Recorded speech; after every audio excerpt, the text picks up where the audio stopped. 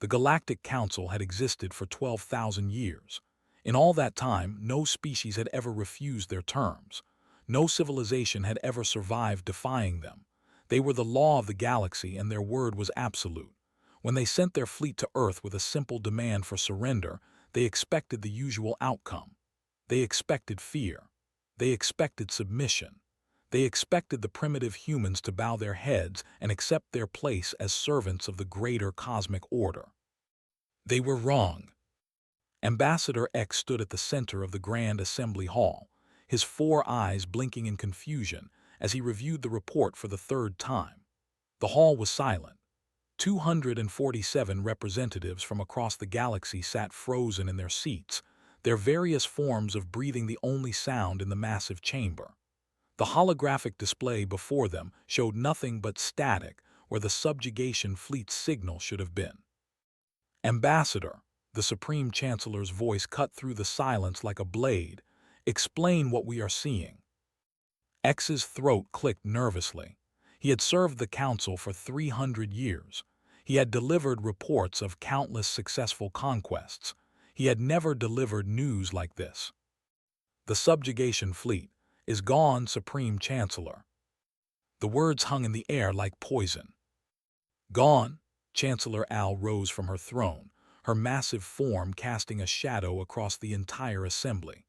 You sent 400 warships to a planet that had not yet developed faster-than-light travel, a planet whose most advanced weapons were chemical explosives and primitive nuclear devices. Explain to me how 400 warships are gone. X pulled up the final transmissions from the fleet. The images that appeared on the holographic display made several delegates gasp. Some turned away. One representative from the collective began making sounds that could only be described as weeping. The footage showed the fleet arriving in Earth's solar system, spreading out in perfect formation as they had done countless times before. Their commander, Admiral Al, had been broadcasting the standard surrender ultimatum when the first anomaly appeared. A small object, no larger than a transport shuttle, had emerged from behind Earth's moon. The fleet's sensors had dismissed it as debris. That was the last mistake Admiral Al ever made. The object accelerated to speeds the Council's ships could not match. It dove straight into the heart of the fleet and detonated. The explosion was unlike anything in the Council's records. It was not a nuclear weapon. It was not an antimatter charge. The humans had somehow compressed a dying star into a container small enough to fit in a vehicle and used it as a bomb. The blast destroyed 47 ships instantly. The shockwave disabled another 100, and before the fleet could regroup, more objects appeared, dozens of them, then hundreds. They were waiting for us, X said, his voice barely above a whisper.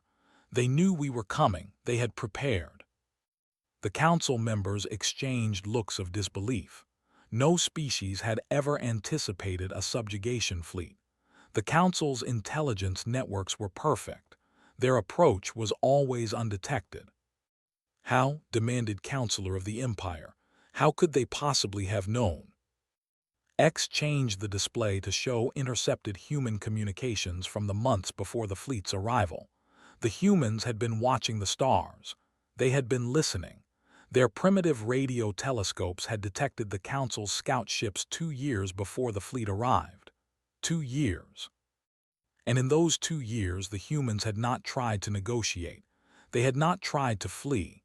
They had not built shelters or prepared to surrender.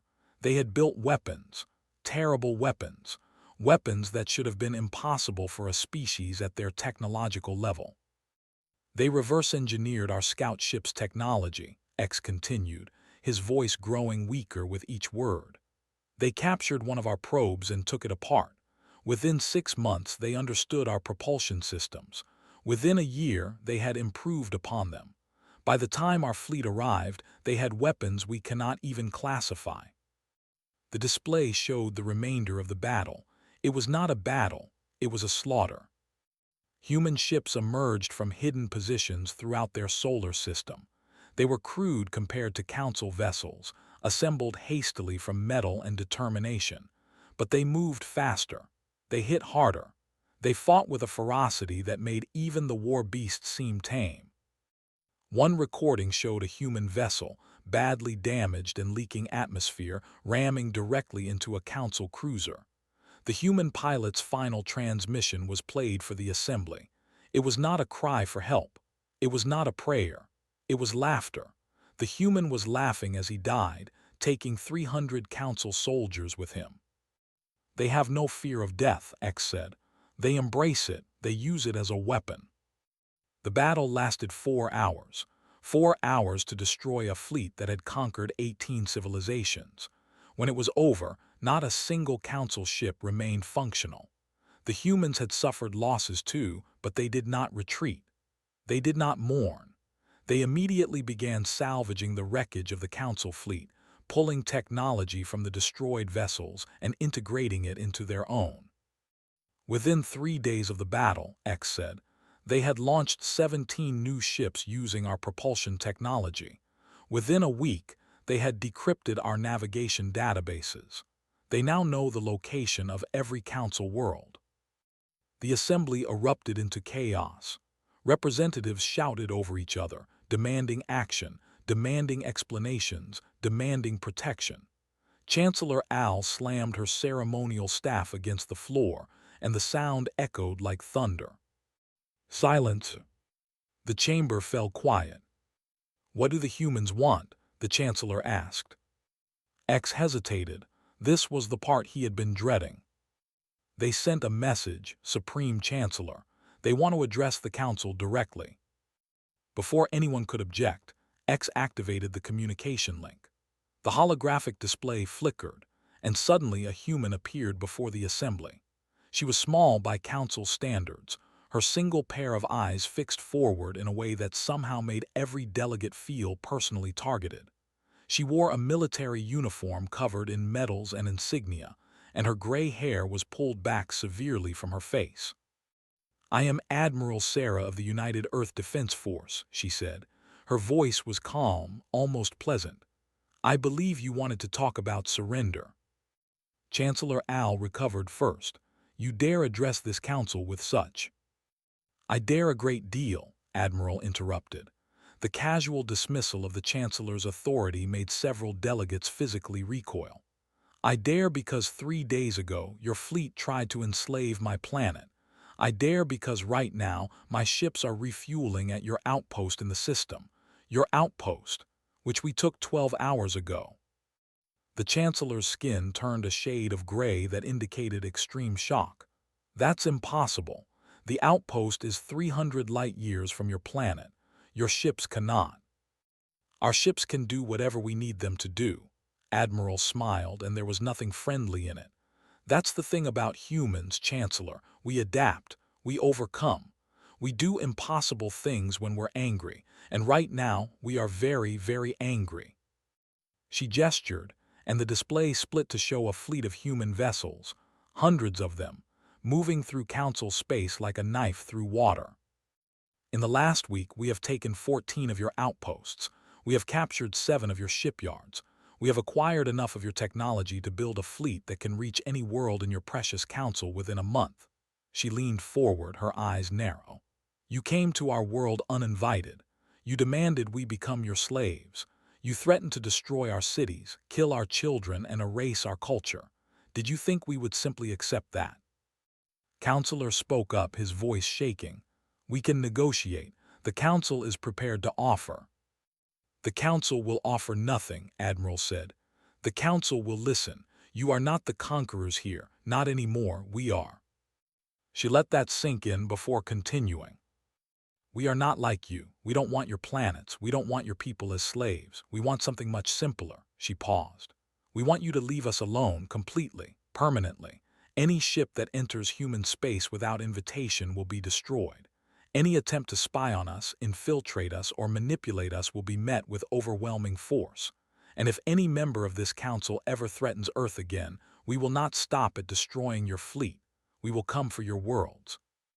All of them, every single one. The silence that followed was absolute. You have one standard week to agree to our terms, Admiral said. After that, we will assume you have chosen war. And I promise you, Council, you do not want war with humanity. We have spent our entire existence fighting each other. We are very, very good at it. Imagine what we can do when we all fight together against a common enemy." She smiled one last time, cold and sharp. "1 week, Council, choose wisely." The transmission ended. For a long moment, no one moved.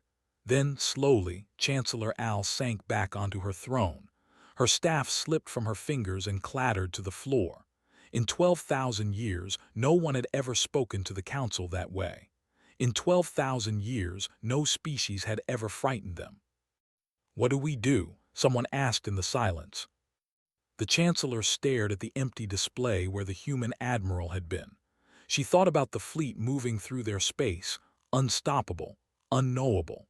She thought about a species that laughed as they died, that turned their own deaths into weapons, that took impossible odds and somehow found a way to win.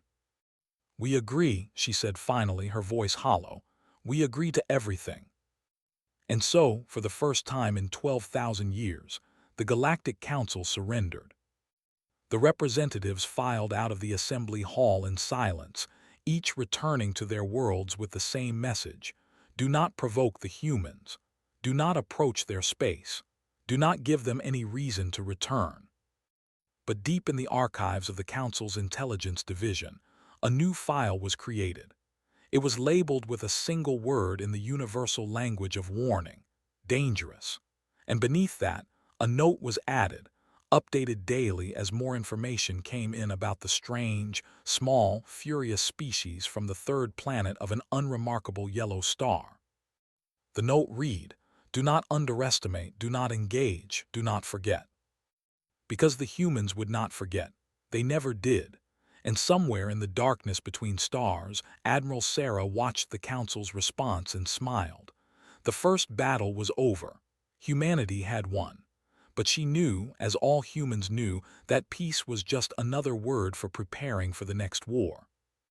And when that war came, humanity would be ready.